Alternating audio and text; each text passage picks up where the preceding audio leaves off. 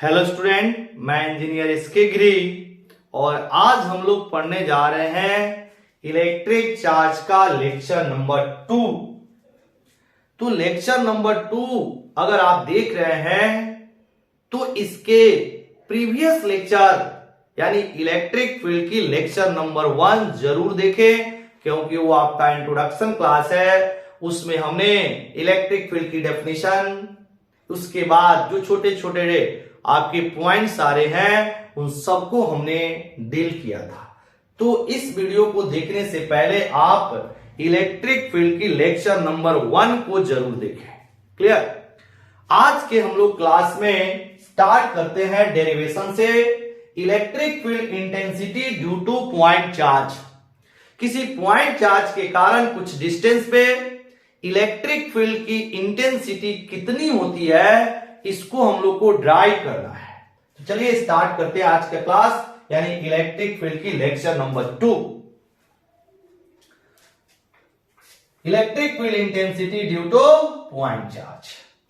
Suppose यहां पर एक पॉइंट चार्ज Q है जो एक मीडियम में रखा गया है, एक मीडियम में रखा गया है जिसकी dielectric constant epsilon r है।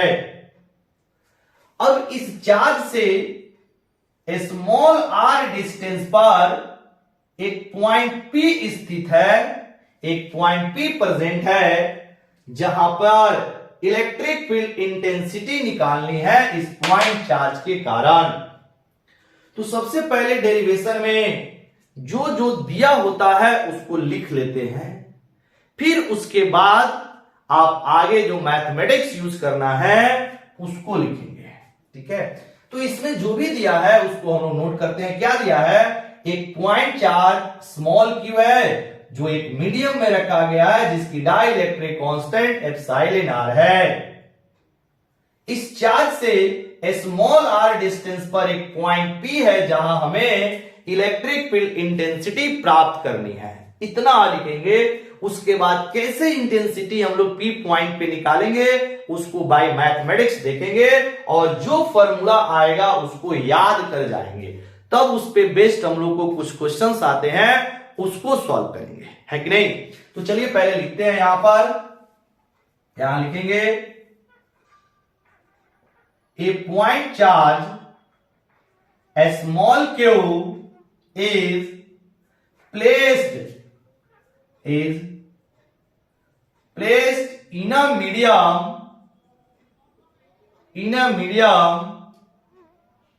whose dielectric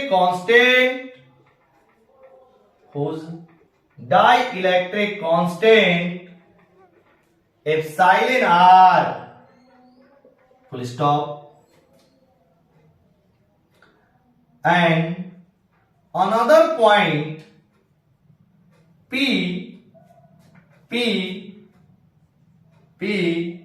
is placed at distance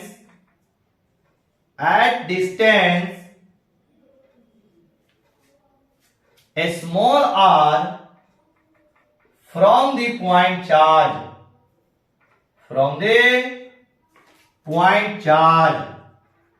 full stop.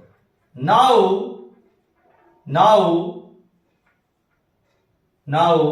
the electric field intensity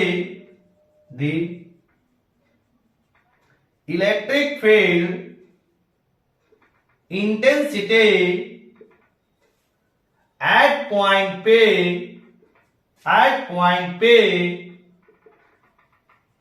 due to point charge is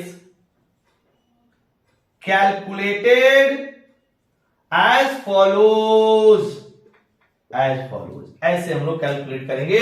देखिए कैसे। सबसे पहले हम लोग को जिस पॉइंट पर इलेक्ट्रिक फील्ड इंटेंसिटी निकालनी होती है, पहले उस पॉइंट पर एक टेस्ट चार्ज को रखते हैं।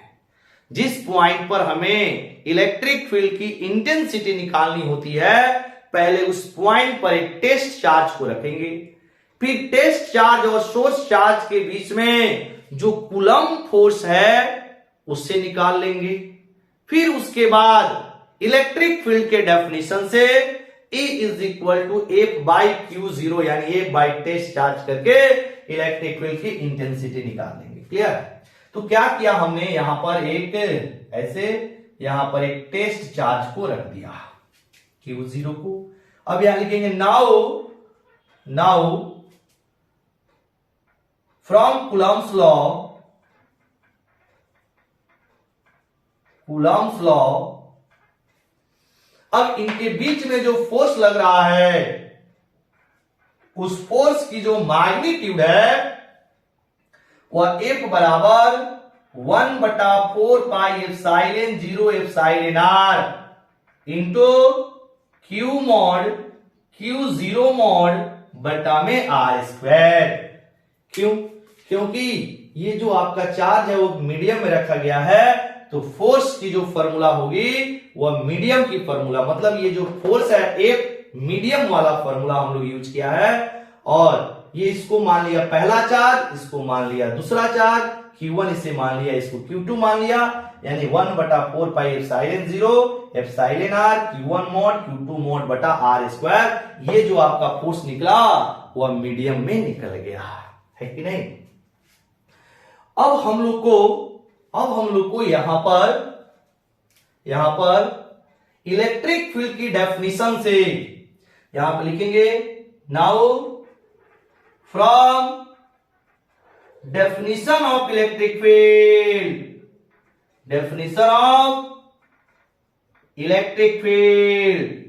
तो इलेक्ट्रिक फील्ड की जो डेफिनेशन होता है क्या है, E vector is equal to F vector divided by test charge. अगर हम लोग सिर्फ मैग्नीट्यूड की बात करें तो दोनों में यहां पे मोड लगा देंगे, नहीं तो जो इलेक्ट्रिक फील्ड की मैग्नीट्यूड निकलेगी, इलेक्ट्रिक फील्ड की जो मैग्नीट्यूड निकलेगी फोर्स की magnitude divided by test charge.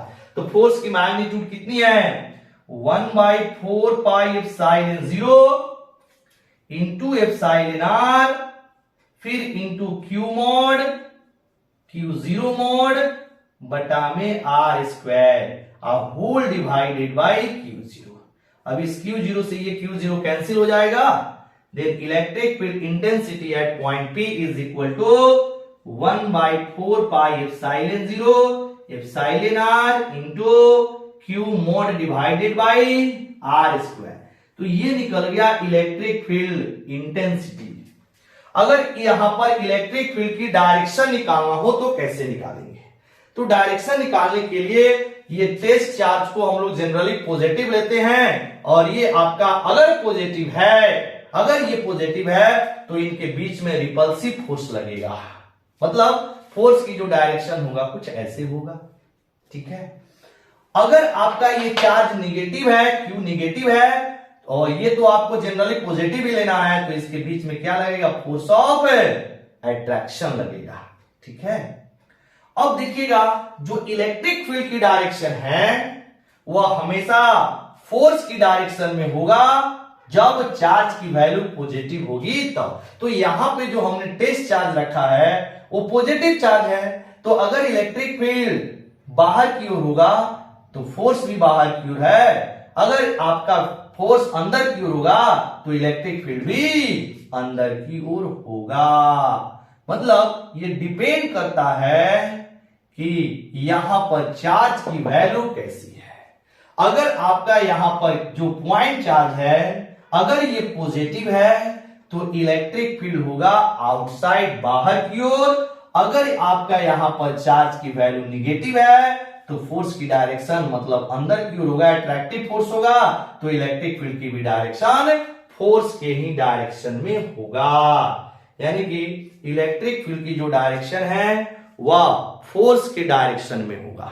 Electric field की जो डायरेक्शन है वह फोर्स के डायरेक्शन में होगा।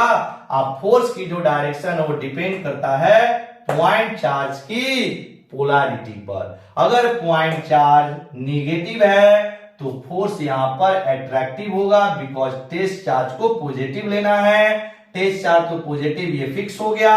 अगर आपका अगर आपका यहां पॉइंट चार्ज बोले या सोर्स चार्ज बोले निगेटिव है तो अट्रैक्टिव फोर्स होगा, अट्रैक्टिव फोर्स होगा मतलब इलेक्ट्रिक फील्ड की भी डायरेक्शन अंदर की ओर होगा, फोर्स की डायरेक्शन में होगा। अगर आपका यहां पर सोर्स चार्ज या इसे पॉइंट चार्ज बोले तो यहां पर जो फोर्स होगा वह रिपल्सिव नेचर का होगा, बाहर की ओर होगा, तो इलेक्ट्रिक फील्ड भी बाहर की ओर होगा क्योंकि यहां पर जो चार्ज है वो पॉजिटिव है।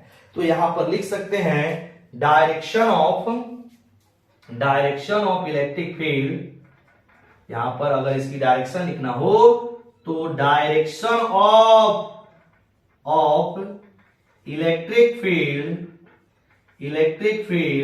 is in the direction of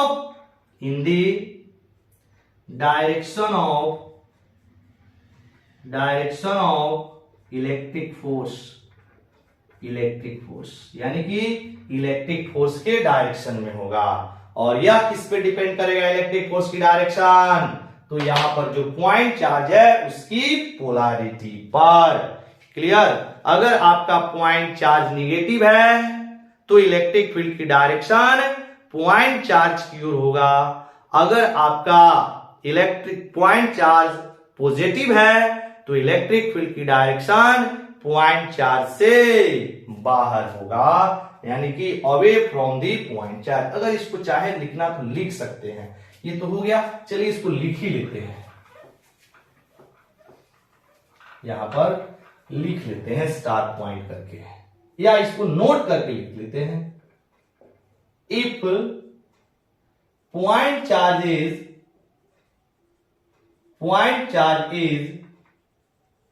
negative, then the direction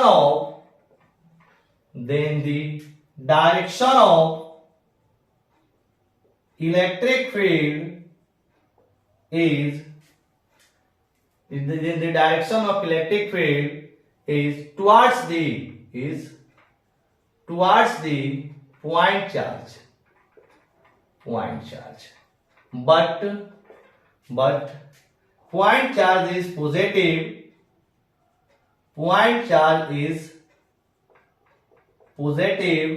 Then the direction of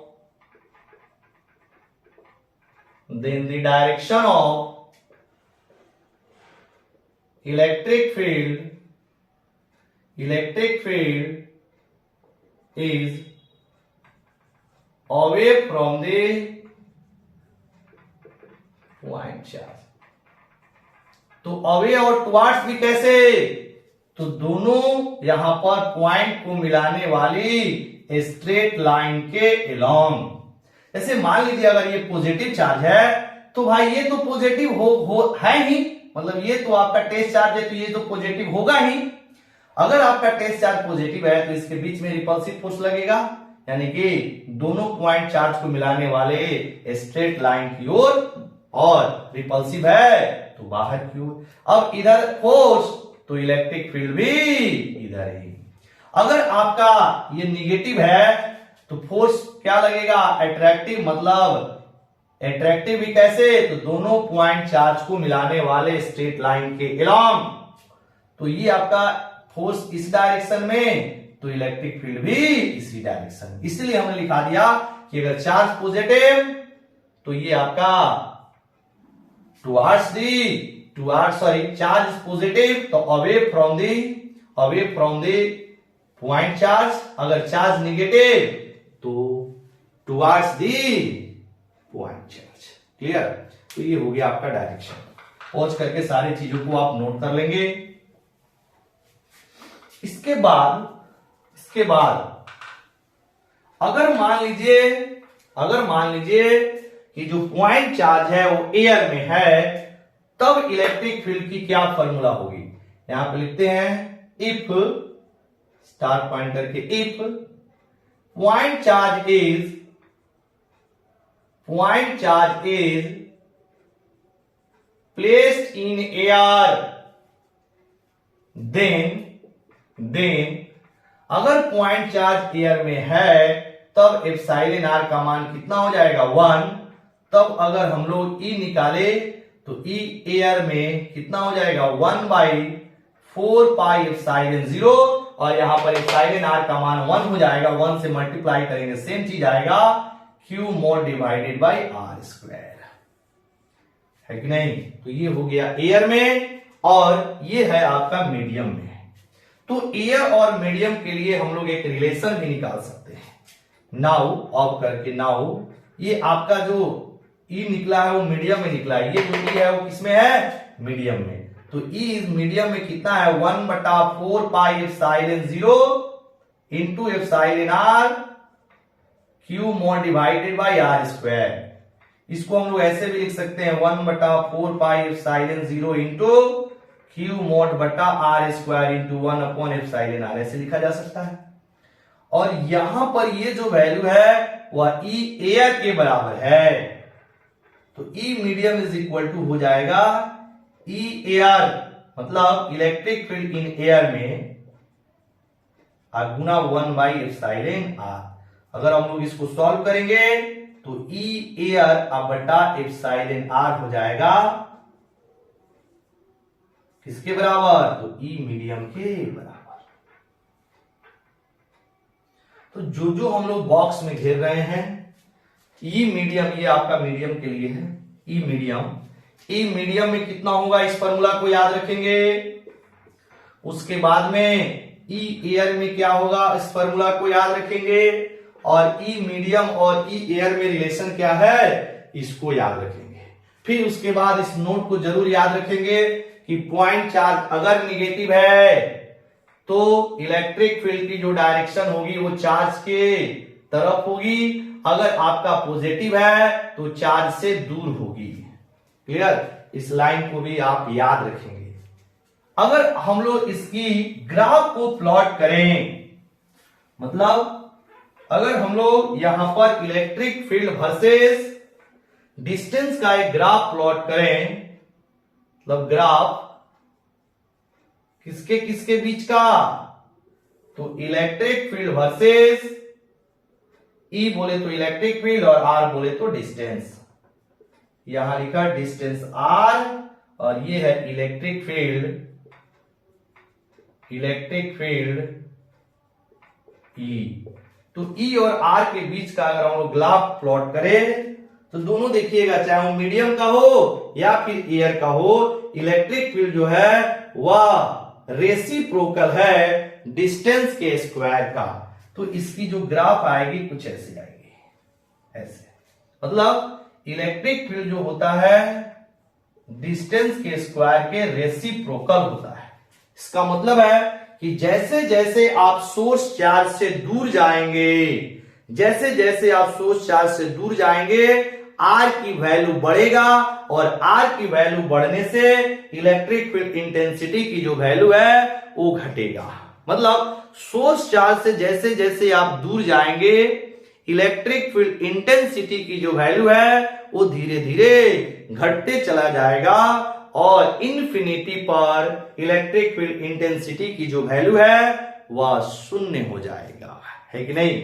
तो ये था आपका पहला डेरिवेशन कि किसी पॉइंट चार्ज के कारण कितनी इलेक्ट्रिक फील्ड इंटेंसिटी प्रोड्यूस होता है आर डिस्टेंसेस पर। क्लियर। अब चलिए इस पे कुछ छोटे छोटे क्वेश्चंस हैं, उसको भी हम लोग कर लेते हैं। तो पॉज करके आप लोग नोट करते रहेंगे।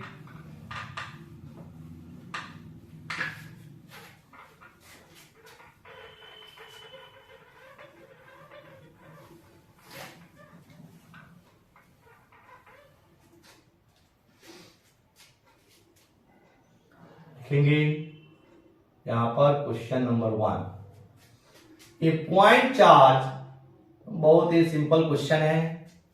ए point charge 10 microcoulomb is placed in vacuum, full stop, find the electric field intensity due to point charge at distance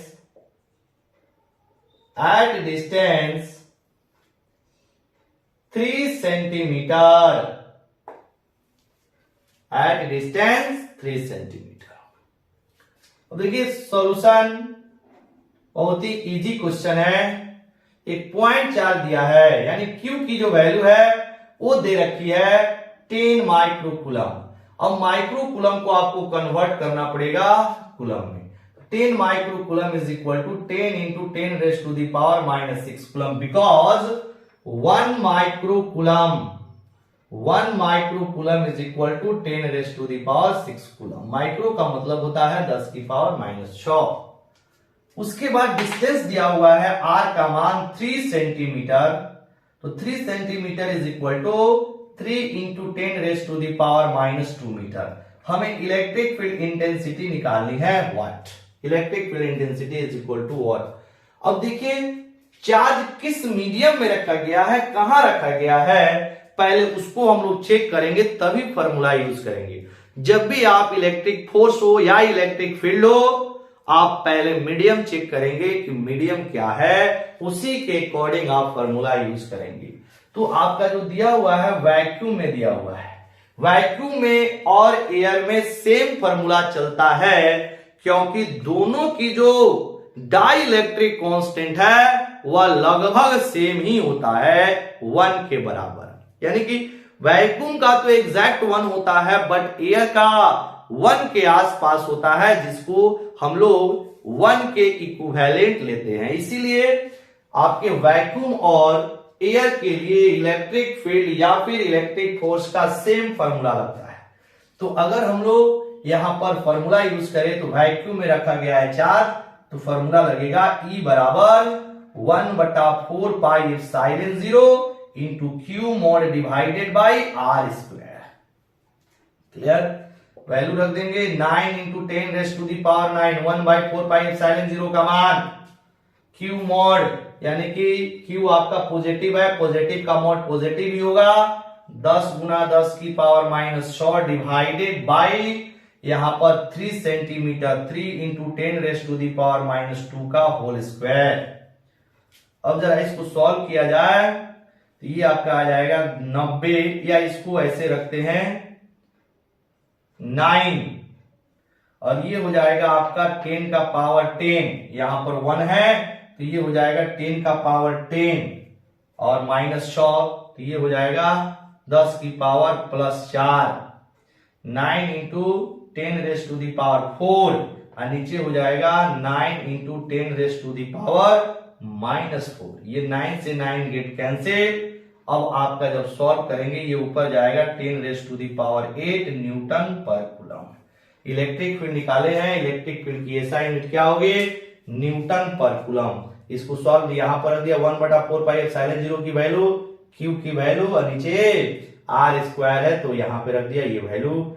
अब यहाँ पे 10 की पावर 1 ले सकते हैं, तो 1 प्लस 9 बराबर 10, 10 में से 6 गया 4।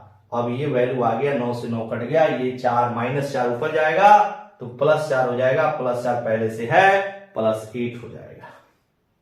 ये है आपका पहला क्वेश्चन। चलिए दूसरा क्वेश्चन भी हम लोग सॉल्व कर लेते हैं।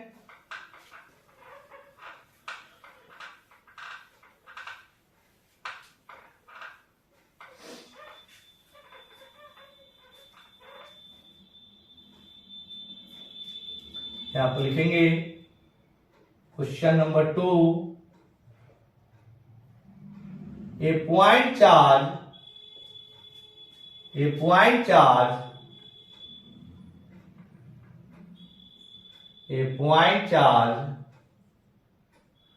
minus 20 microcoulomb is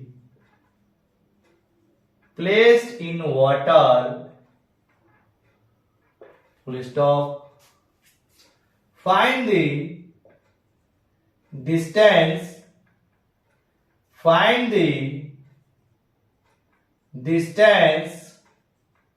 at which the electric field the electric field intensity is 4 into 10 raised to the power -2 newton पर कूलम, और ब्रैकेट में लिखा हुआ है dielectric constant of water is 80। Dielectric constant of water is 80। इसको याद भी रखेंगे, जो वाटर की डाई इलेक्ट्रिक कांस्टेंट की वैल्यू है वह 80 के इक्वल होता है। अब चलिए इस क्वेश्चन को सॉल्व करते हैं। सबसे पहले आपका पॉइंट चार्ज दिया है Q की वैल्यू, Q की वैल्यू दिया है -20 माइक्रो कूलम। अब आप Q का मोड लेंगे तो ये हो जाएगा -20 माइक्रो कूलम का mod is equal to 20 micro coulomb. इसको आप एसआई यूनिट में कन्वर्ट कर देंगे तो 20 into 10 raise to the power -6 coulomb हो जाएगा। साथ ही साथ ई वाटर में दिया है, यानी कि आपका चार्ज वाटर के अंदर रखा हुआ है, मीडियम जो है आपका वाटर है। तो ई वाटर की जो वैल्यू दिया, इलेक्ट्रिक फील्ड इन वाटर दिया हुआ है 4 into 10 raise to the power -2 newton पर कूलम। तो हमको बताना है कि इलेक्ट्रिक फील्ड पॉइंट चार्ज से कितनी दूरी पर इलेक्ट्रिक फील्ड की वैल्यू 4 गुना 10 की पावर -2 न्यूटन पर कूलम होगा। इट मीन्स हमें डिस्टेंस की वैल्यू निकाल लेनी है। अब जो फॉर्मूला लगेगा वो मीडियम का फॉर्मूला लगेगा, और मीडियम क्या है? वाटर है। तो इसमें अगर लिखे E water is equal to, formula हो जाएगा 1/4 pi epsilon 0 into epsilon R. Epsilon R किसका? तो वाटर का, गुना Q mod divided by R square. Formula लगा देंगे। अब यहां पर R स्क्वायर को यहां लाइए, ई वाटर को यहां ले जाइए, तो this implies R square is equal to 1/4 pi epsilon 0 epsilon R किसका? तो वाटर का, फिर into Q mod divided by E water. अब इसकी वैल्यू हम लोग रख देंगे, आंसर आ जाएगा। This implies R square is equal to 1/4 pi epsilon 0 9 into 10 raise to the power 9। Q का मोड निकाल चुके हैं 20 into 10 raise to the power -6 whole divided by epsilon R 80 हो जाएगा, इंटू ई वाटर की वैल्यू दिया हुआ है 4 गुना 10 की पावर -2। ठीक है, ये आपका कट रहा है 20,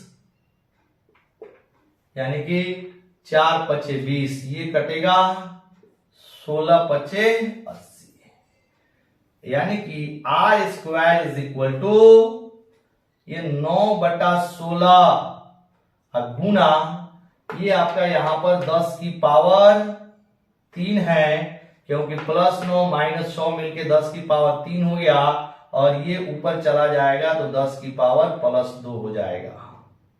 ठीक है, अब यहां पर R square is equal to, solve करेंगे तो 9/16 into 10 raise to the power 5। R is equal to root under हो जाएगा 9/16 into 10 raise to the power 5। अब 9/16 का मतलब 3/4, और 10 की पावर यहां पर 4 का 2 निकल जाएगा और रूट हो जाएगा 10। अगर सॉल्व करेंगे तो यही तो आएगा। यहां पर +9 -100 मिलके +3 हो गया, ये आपका -2 ऊपर जाएगा तो ये हो जाएगा आपका +2, तो ये आपका +2 3 2 5 हो गया। 9/16 इंटू 10 की पावर 5 स्क्वायर रूट लेंगे तो 9 का स्क्वायर रूट 3, 16 का स्क्वायर रूट 4, ये 10 की पावर 4 इंटू 10 लिख सकते हैं, 4 का स्क्वायर रूट निकल जाएगा 10 की पावर 10 रूट 10। इसको आप सॉल्व करेंगे तो 300 डिवाइडेड बाई, इसको काट दीजिए, ये कट जाएगा 25, ये 100 है तो 25 चौका 100 है, 25 तिहाई 75, यानी कि 75 root 10 metre is the answer. यार ये यहाँ पर 10 की पावर 2 है, 10 की पावर 2 का मतलब 100, 4 से कटेगा, 25 चौका 60, 25 तिहाई 75, 75 रूट 10 मीटर, यानी आर की जो वैल्यू होगा 75 रूट 10 मीटर। क्योंकि आपका यहाँ पर मीडियम का फॉर्मूला लगेगा, आपका चार्ज कहां पर दिया गया है, वाटर के अंदर दिया है, तो फॉर्मूला भी आपका मीडियम का ही चलेगा। क्लियर? तो ये था आपका आज का लेक्चर नंबर, इलेक्ट्रिक फील्ड का लेक्चर नंबर 2 वाली क्लास। क्लियर? फिर अब हम लोग नेक्स्ट वीडियो में मिलेंगे, मतलब इलेक्ट्रिक फील्ड की लेक्चर नंबर 3 के साथ हम लोग मिलेंगे। तब तक के लिए अपनी पढ़ाई को बहुत अच्छी तरह करते रहें। क्लियर? और जो भी स्टूडेंट आज की वीडियो देख रहे हैं, सबसे पहले आप चैनल को सब्सक्राइब कर लेंगे। हमने जैसा कि पहले भी बोला है कि इस चैनल पे 11th और 12th के एकदम 100% सिलेबस विथ न्यूमेरिकल थ्योरी सारे चीज आपको 100% सिलेबस के साथ मिलने वाले हैं। तो पहले चैनल को आप लोग सब्सक्राइब कर लेंगे और ज्यादा से ज्यादा कोशिश करेंगे अपने फ्रेंड सर्कल में इसको शेयर करेंगे, ताकि बाकियों को भी इसकी बेनिफिट मिल सके। क्लियर? चलिए, वेरी वेरी थैंक यू।